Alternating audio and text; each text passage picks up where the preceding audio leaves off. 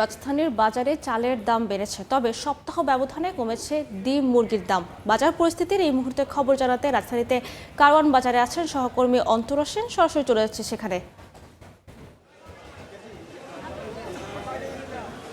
ঈদের পর আজ প্রথম সাপ্তাহিক ছুটির দিন শুক্রবার, আর শুক্রবারই কিন্তু ছুটির দিনগুলোতে মূলত সাপ্তাহিক আর মাসিক বাজার করতে আসেন ক্রেতারা। তবে আজ যেহেতু ঈদের পর প্রথম ছুটির দিন, সেই উপলক্ষে কিন্তু বাজারে ক্রেতার সমাগম কিন্তু বেশ কম, বাজার বেশ ফাঁকাই বলা যায়। ঈদের ছুটির রেশ এখনও যেহেতু রাজধানীতে কাটেনি, তার সেই প্রভাব কিন্তু রাজধানীর বাজারেও পড়েছে। আমি এখন আছি রাজধানীর কারওয়ান বাজারে।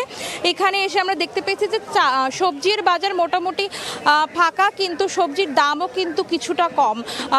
2 সপ্তাহের ব্যবধানে কিন্তু সবজির দাম কেজিতে প্রায় 20 থেকে 40 টাকা পর্যন্ত কমেছে। এখন পর্যন্ত কিন্তু সবজির দাম যদি জানাতে চাই যে শসা কিন্তু বিক্রি হচ্ছে 60 টাকা কেজিতে, পটল 40 থেকে 50 টাকা কেজি, কাঁকরোল 60 টাকা কেজি, পেঁপের কেজি 40 টাকা, বেগুনও কিন্তু বিক্রি হচ্ছে 60 থেকে 80 টাকার মধ্যে।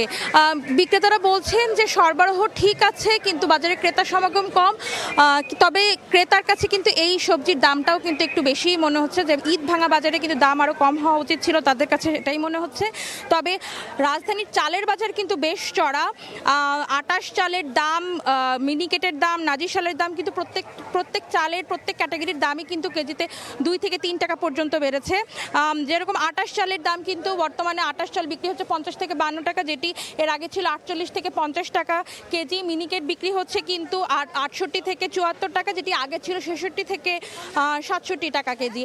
এই অনুযায়ী কিন্তু প্রতি 50 কেজির বস্তায় প্রায় 100 থেকে 150 টাকা কেজিতে কিন্তু চাল বিক্রি হচ্ছে।